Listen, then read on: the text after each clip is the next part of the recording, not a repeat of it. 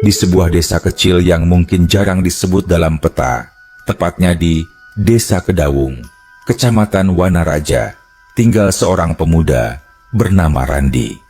Usianya baru menginjak 27 tahun, namun wajah dan sorot matanya tampak lebih tua dari usianya.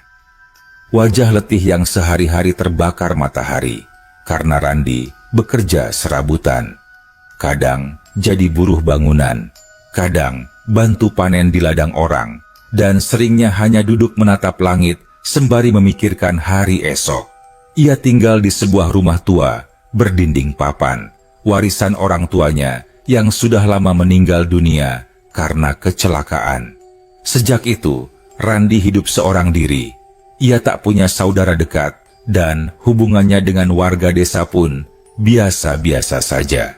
Randi bukan orang yang banyak omong, lebih sering menunduk bila diajak bicara, membuat sebagian orang menganggapnya aneh, bahkan sedikit menakutkan. Malam-malam di Kedawung terasa lebih dingin dibanding desa lain. Kabut sering turun tiba-tiba, bahkan di musim kemarau. Kadang suara-suara aneh terdengar dari arah hutan kecil di belakang rumah Randi. Hutan yang disebut warga sebagai kebun gunung, tempat yang katanya dulu sering digunakan untuk membuang sisa-sisa dari zaman kelam. Tapi Randi tak peduli. Ia sudah kenyang dengan cerita-cerita hantu, dan baginya perut kosong lebih menyeramkan daripada makhluk tak kasat mata. Suatu malam, Randi pulang larut setelah bekerja mengangkat batu bata di desa seberang. Tubuhnya lelah, kakinya penuh lecet, dan bajunya basah oleh peluh. Ketika ia berjalan menyusuri jalan setapak menuju rumahnya, langkahnya melambat. Bukan karena lelah, tapi karena ia merasa seperti diikuti. Ia menoleh cepat, namun hanya melihat pohon bambu bergoyang perlahan. Angin malam menggesek dedaunan, menciptakan suara lirih seperti bisikan. Mungkin cuma angin, gumamnya memaksakan senyum. Namun, baru 5 langkah berjalan, ia mendengar langkah lain.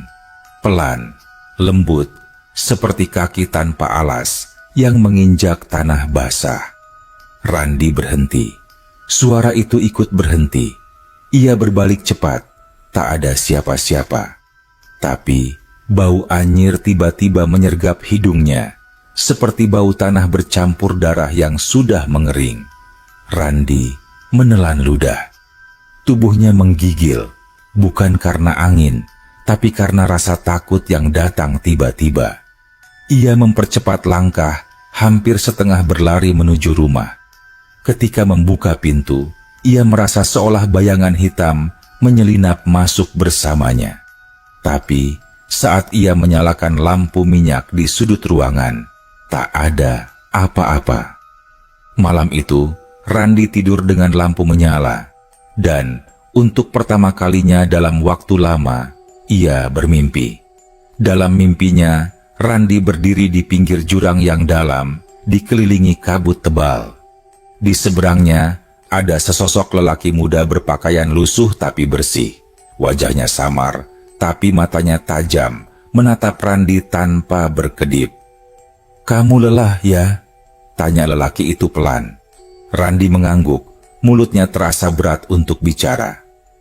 "Aku bisa bantu, tapi kamu harus ikhlas jadi dirimu sendiri. Jangan takut padaku." Sebelum Randi bisa bertanya siapa dia, mimpi itu menghilang. Ia terbangun dengan tubuh berkeringat, padahal udara sangat dingin. Ia meraba dadanya, detaknya cepat, tapi entah mengapa, ada rasa hangat yang aneh di dalam hatinya. Rasa yang sudah lama tak ia rasakan. Tenang. Keesokan harinya, hidup Randi mulai berubah. Saat ia berjalan ke balai desa untuk mencari pekerjaan, Pak Lurah memanggilnya. "Randi, kamu bisa bantu bersihin gudang balai desa. Banyak barang lama yang harus dibuang. Nanti saya kasih upah." Randi mengangguk cepat. Ia pun bekerja dari pagi hingga sore, membersihkan, mengangkat barang berat, bahkan menemukan beberapa benda kuno seperti lampu Petromax dan lukisan tua yang tertutup debu. Semua ia kerjakan dengan sigap, dan sore itu ia pulang membawa upah lebih dari yang biasa ia terima. 2 hari berikutnya, hal serupa terjadi. Seorang ibu-ibu kaya dari luar desa yang baru pindah ke Kedawung mencari tukang kebun. Entah bagaimana, ia justru menunjuk Randi, padahal sebelumnya ibu itu tak pernah melihat Randi sama sekali. "Aku seperti pernah dengar namamu dari seseorang," katanya lirih. "Tapi aku lupa siapa." Randi mulai memperbaiki rumah tuanya. Atap yang bocor, ia tambal. Dinding yang lapuk, ia cat kembali dengan uang hasil kerjanya. Tapi, meski hidupnya mulai membaik, rasa penasaran tak pernah lepas dari pikirannya. Siapa lelaki dalam mimpinya? Dan, apakah ini hanya kebetulan? Hingga suatu malam, pertanyaan itu mulai menemukan jawabannya. Saat hujan turun rintik-rintik dan suara tonggeret bersahut-sahutan dari balik kebun belakang, Randi terbangun karena suara pintu yang berderit. Tapi pintu itu tak pernah dibuka. Dan di sana, dalam cahaya redup lampu minyak, berdiri sesosok lelaki dengan wajah yang tak asing lagi. Wajah dari mimpinya. Ia menatap Randi dengan senyum tipis dan berkata, "Sudah lama aku menunggu kamu sadar." Randi terpaku. Jantungnya berdetak tak beraturan saat melihat sosok lelaki itu berdiri di dekat pintu. Bukan hanya karena kemunculannya yang tiba-tiba, tapi karena perasaan aneh yang merayap dalam dada. Seolah ia sedang melihat seseorang yang seharusnya tidak berada di dunia ini. Lelaki itu mengenakan pakaian putih kelabu seperti baju koko lusuh, celana panjang yang sudah pudar warnanya, dan tidak mengenakan alas kaki. Rambutnya hitam pekat, berantakan, namun wajahnya bersih, matanya dalam, dan senyumnya. Bukan senyum menakutkan seperti cerita hantu yang biasa Randi dengar, tapi seperti senyum dari seseorang yang sudah lama mengenalnya. Randi membuka mulut, tapi tak sepatah kata pun keluar. "Aku nggak jahat, Ran." Suara itu terdengar sangat nyata, berat dan datar. "Maaf kalau aku bikin kamu kaget." Sosok itu melangkah perlahan, tanpa suara, menuju bangku tua di dekat jendela, dan duduk seolah ia sudah terbiasa berada di rumah itu. Lampu minyak bergetar sedikit, nyalanya menari-nari di dinding, tapi tak ada angin yang terasa. "Kamu, siapa kamu?" Suara Randi akhirnya pecah, serak, hampir seperti bisikan.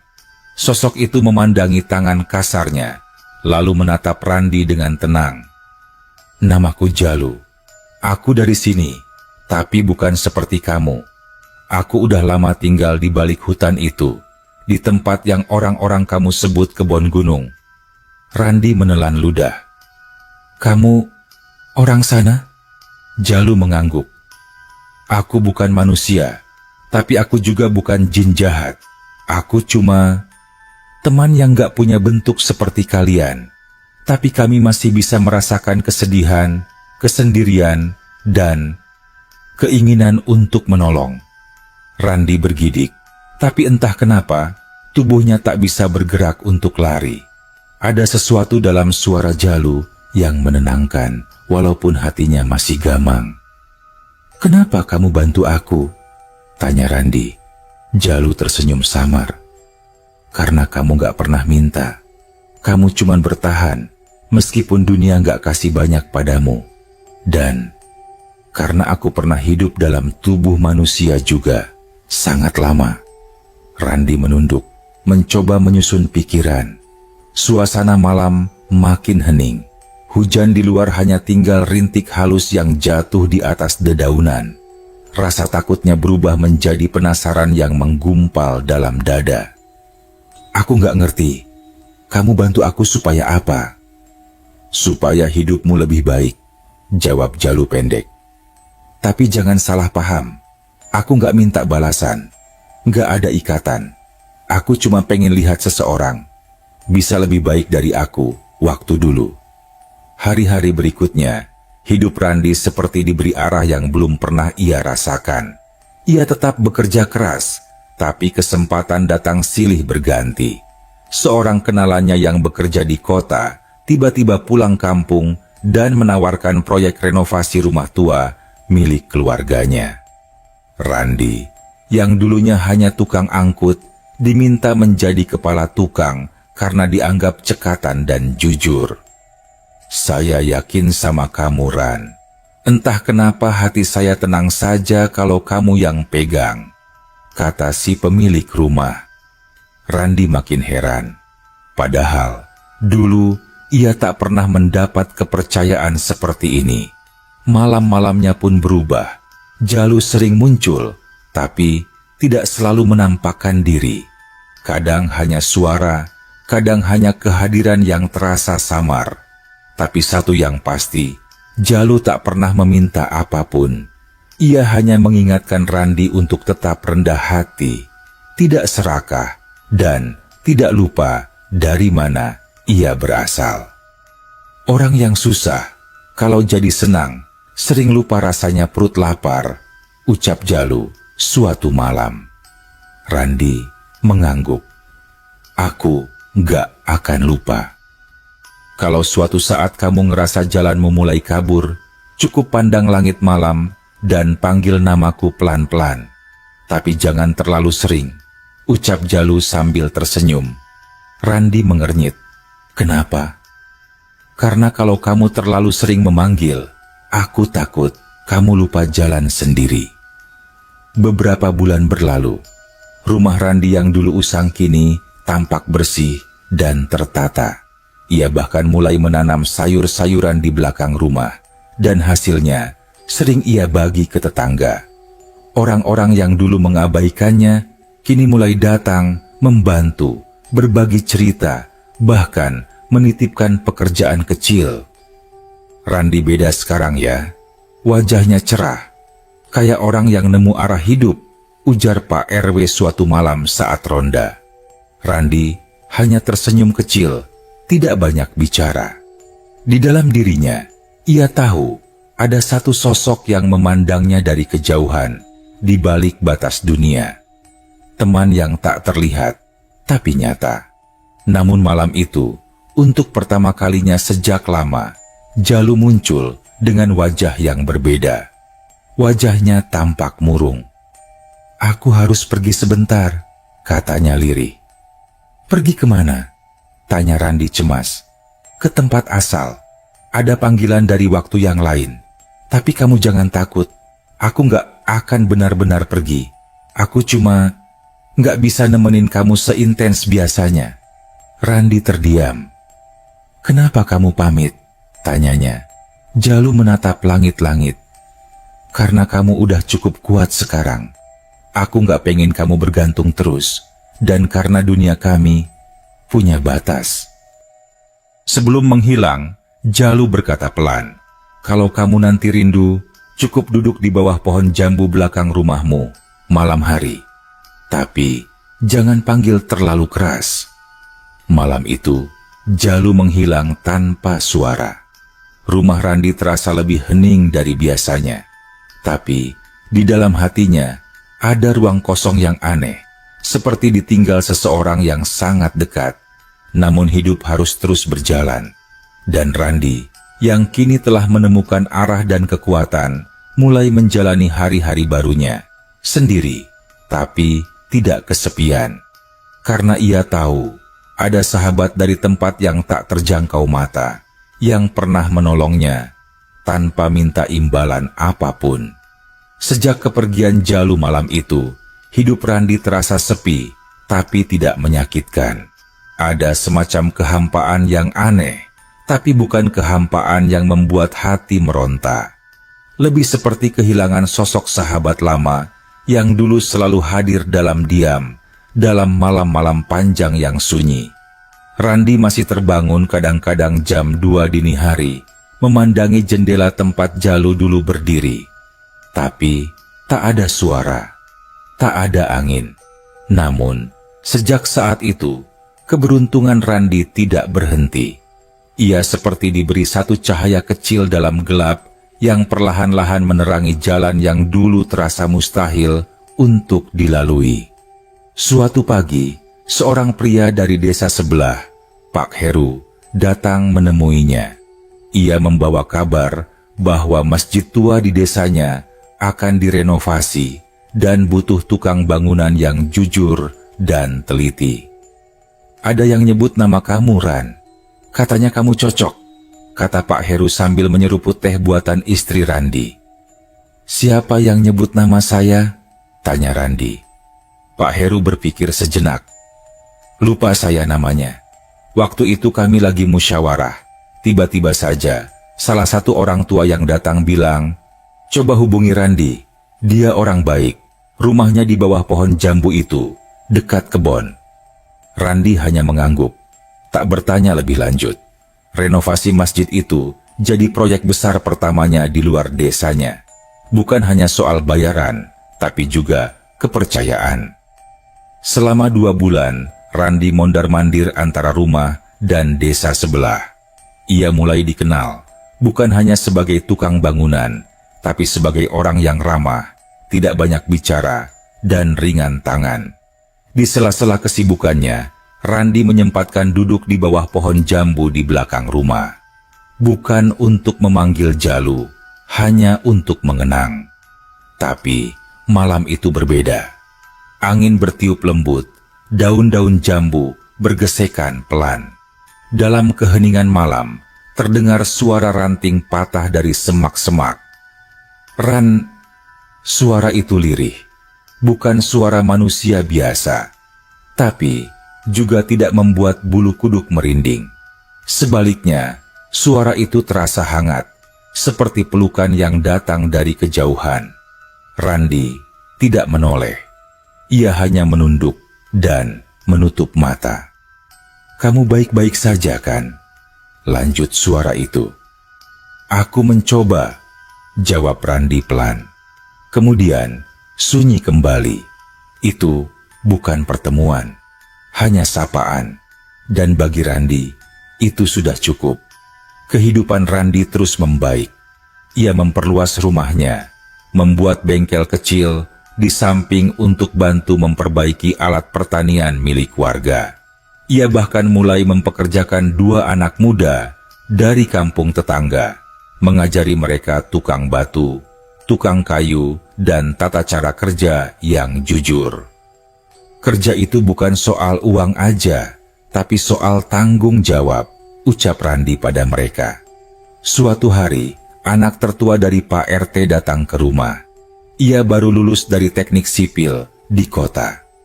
"Om Randi, boleh nggak saya ikut kerja? Bantu-bantu aja dulu." Randi tertawa kecil. "Kamu sekolah tinggi-tinggi, masa mau kerja sama tukang kampung kayak Om?"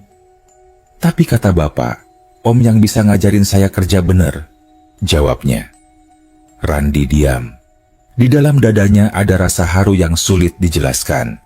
Dulu, ia bukan siapa-siapa. Kini, ia jadi seseorang yang ditiru, didengar, bahkan dijadikan teladan. Bukan karena kekayaan, tapi karena kebaikan.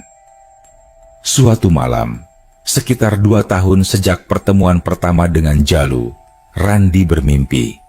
Ia berada di sebuah ladang luas, di bawah langit kelabu. Di seberang ladang itu, berdiri sosok Jalu, mengenakan pakaian putih yang bersih. "Sudah waktunya kamu sendiri, Ran," katanya. "Aku sudah biasa sendiri," jawab Randi. "Bukan sendiri karena tidak ada teman, tapi sendiri karena kamu sudah bisa jadi terang buat orang lain." Jalu tersenyum. "Tempatku tak jauh, tapi juga tak bisa kamu jangkau. Tapi tenang, selama kamu berjalan di jalur yang terang, bayanganku akan tetap dekat." Lalu sosok Jalu perlahan-lahan menghilang. larut dalam cahaya pagi yang menyapu mimpi itu. Randi terbangun. Ada air mata di ujung matanya. Bukan tangis kehilangan, tapi rasa syukur yang dalam. Sejak mimpi itu, Randi berhenti menunggu di bawah pohon jambu.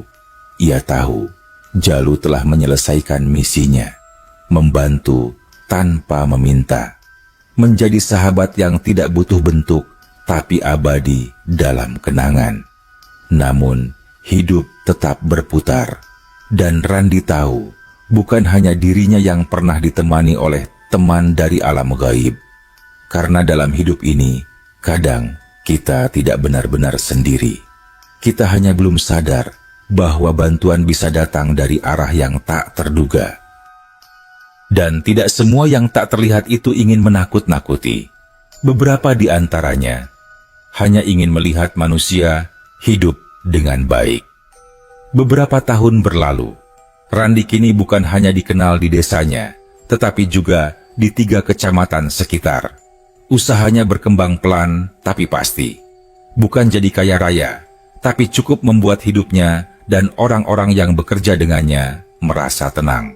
Ia tak pernah meninggalkan sifat dasarnya, sederhana, jujur, dan tenang.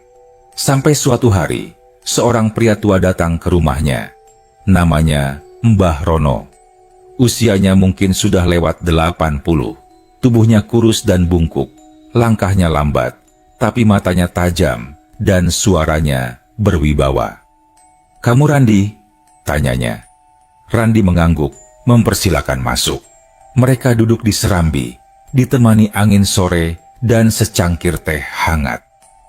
"Aku dengar kamu pernah dibantu oleh seorang teman dari alam lain," kata Mbah Rono, langsung dan tanpa basa-basi. Randi tak langsung menjawab. Ia hanya mengangkat bahu pelan. "Kalau panjenengan percaya hal begitu, ya, mungkin saja." Mbah Rono tersenyum tipis. "Kamu tahu, tidak semua orang yang bertemu dengan mereka bisa tetap waras, apalagi kalau sudah sampai dibantu. Tapi kamu malah jadi lebih baik." Randi hanya menatap diam. "Aku bukan dukun, bukan orang pintar, tapi aku pernah jadi juru kunci di satu petilasan tua di kaki Gunung Lawu. Pernah ada kisah yang mirip denganmu, tapi tidak semuanya berakhir baik." Malam itu, Randi tidak bisa tidur. Kata-kata Mbah Rono terus terngiang di kepalanya. Ia teringat pada malam-malam panjang bersama Jalu. Wajah pucat bersahabat itu, suara yang dalam dan sabar, dan mata yang selalu penuh pengertian. Benarkah selama ini ia hanya beruntung? Ataukah memang ada harga yang tak terlihat? Keesokan harinya, Randi menyempatkan diri menemui Mbah Rono di rumahnya yang sederhana di pinggir desa. Rumah itu tampak seperti rumah zaman kolonial yang dibiarkan apa adanya. Di dalamnya banyak benda-benda tua, kitab-kitab kuno, dupa kering, dan patung-patung kecil dari kayu jati. "Aku tidak berniat menakutimu, Ran," kata Mbah Rono. "Tapi kamu harus tahu, ketika alam gaib membantu manusia, itu bukan karena kita memintanya, tapi karena ada keseimbangan yang sedang dijaga." Randi menatapnya lekat-lekat. "Keseimbangan?" "Ya, dunia kita ini terhubung, tapi dipisahkan oleh aturan. Ada yang bisa menyeberang, ada yang tidak. Tapi ketika yang bisa menyeberang itu datang dengan niat baik, biasanya mereka memilih manusia yang hatinya bersih." Mbah Rono mengambil sebuah benda dari dalam lemari. Sebuah kotak kecil dari kayu cendana. Ia membukanya dan menunjukkan selembar kain lusuh berisi rajah kuno. Ini pernah dibawa oleh seseorang yang juga ditolong teman gaib. Sayangnya, orang itu kemudian jadi serakah. Ia pikir temannya bisa terus memberi tanpa batas, tapi semuanya ada akhir. Randi pulang dengan kepala penuh pertanyaan, tapi hatinya tenang. Ia tahu Jalu bukan seperti itu. tidak pernah menawarkan kekayaan, tidak pernah menjanjikan hal besar. Ia hanya ada di masa-masa sulit menjadi teman. Beberapa minggu kemudian, desa tempat Randi tinggal diguyur hujan deras selama 4 hari berturut-turut. Beberapa rumah di lereng atas longsor. Banyak warga yang kehilangan tempat tinggal. Randi langsung terjun membantu tanpa banyak bicara. Ia membuka gudang kayunya, menyumbangkan bahan bangunan. Ia kerahkan semua tukangnya. Bahkan beberapa proyek pribadi ia tunda demi bisa membantu warga. "Apa kamu tidak takut rugi?" tanya salah satu rekannya. Randi hanya tersenyum. "Yang rugi itu kalau kita tahu bisa bantu, tapi malah diam." Sikapnya membuat banyak orang tergerak. Bantuan berdatangan. Desa itu perlahan bangkit. Bahkan atas inisiatif bersama, mereka membangun kembali jembatan kecil yang menghubungkan desa Randi dengan desa sebelah. Dulunya, jembatan itu sudah rusak sejak belasan tahun, dianggap angker dan tak berani diperbaiki. Ketika Randi memimpin pembangunan jembatan itu, ia sempat minta izin secara adat. Bersama sesepuh desa, mereka menyalakan sesajen kecil dan mengucap doa di pinggir sungai. Dan malam itu, angin bertiup seperti dulu. Randi berdiri di bawah pohon bambu, memandangi aliran sungai yang kini tenang. Di seberang, samar-samar, ia melihat sosok putih berdiri diam. Tidak menakutkan, tidak menyeramkan, hanya berdiri, seperti menonton dari kejauhan. "Terima kasih, Jalu," bisik Randi. Tak ada jawaban, tapi Randi tahu, ia mendengar. Hidup terus berjalan. Namun, sejak kejadian itu, banyak warga merasa desa mereka lebih damai. Sawah lebih subur, air lebih jernih. Tak ada hal mistis yang terjadi, tidak ada penampakan. Tapi, semua orang merasa ada yang berbeda. Seperti ada kekuatan yang menjaga dalam diam. Dan Randi, ia tetap seperti biasa. Bangun pagi, kerja, membantu orang, dan duduk malam-malam di serambi rumah sambil menatap langit. Karena ia tahu, tidak semua bantuan perlu dibayar. Beberapa hanya butuh dihargai. Setelah pembangunan jembatan rampung, desa tempat Randi tinggal, Desa Kedawung, seolah memasuki babak baru. Warga lebih semangat bekerja. Anak-anak mulai ramai bermain di lapangan kecil yang dulunya terbengkalai. Para petani pun mulai memodernisasi cara bertani, mengikuti pelatihan dari kabupaten yang difasilitasi Randi. Meski begitu, perubahan yang paling terasa bukan sekadar pembangunan fisik. Ada rasa tentram yang meresap pelan-pelan ke dalam keseharian mereka. Tidak lagi ada bisik-bisik soal desa angker atau larangan untuk berjalan malam-malam di sekitar jembatan. Seolah sesuatu yang dulunya menghantui desa itu kini telah pergi atau memilih untuk berdiam dalam damai. Namun, jauh di lubuk hati Randi, ia tahu bahwa perubahan ini bukan hanya karena kerja keras manusia. Ada sesuatu yang turut serta dalam senyap. Suatu sore, seorang anak kecil datang ke rumah Randi. Namanya Ilham, anak pasangan petani yang tinggal tak jauh dari ladang milik Randi. "Om Randi, aku lihat ada temanku duduk di bawah pohon nangka dekat balai desa. Dia nanya kabarmu," ucapnya polos. Randi berhenti menulis laporan keuangan dan menatap anak itu lekat-lekat. "Temanmu? Namanya siapa?" "Namanya Jalu. Katanya kamu temannya waktu susah dulu," kata Ilham sambil tersenyum malu-malu. Sekujur tubuh Randi langsung merinding, tapi bukan karena takut. Ada perasaan yang hangat tapi aneh menjalar di dadanya. Ia berdiri pelan, menatap ke arah ladang dari jendela. "Dia masih memperhatikan ya?" gumam Randi. Ilham mengangguk. Katanya kamu harus jaga diri, jangan terlalu capek, dan jangan pernah melupakan tempat pertama kali kalian bertemu. Hari-hari berlalu. Randi mulai mendapat undangan untuk berbagi cerita di luar desa.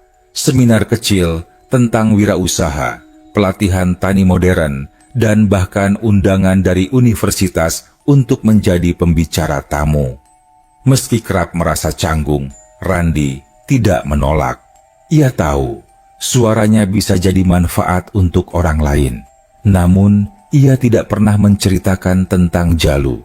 Ia hanya berkata bahwa semua dimulai ketika ia berteman dengan kesunyian dan kesederhanaan. Bahwa hidup akan berubah ketika kita tidak lagi menyalahkan keadaan dan mulai bersyukur atas setiap langkah, sekecil apapun. Keesokan paginya, Ilham datang lagi. Om, tadi malam aku mimpi Jalu. Dia senyum, lalu jalan ke arah pohon nangka dan hilang. Randi tersenyum. Dia udah pulang, Ham. Pulang kemana? Ke tempat di mana dia seharusnya berada. Sejak malam itu, Randi tidak lagi merasakan kehadiran Jalu secara langsung.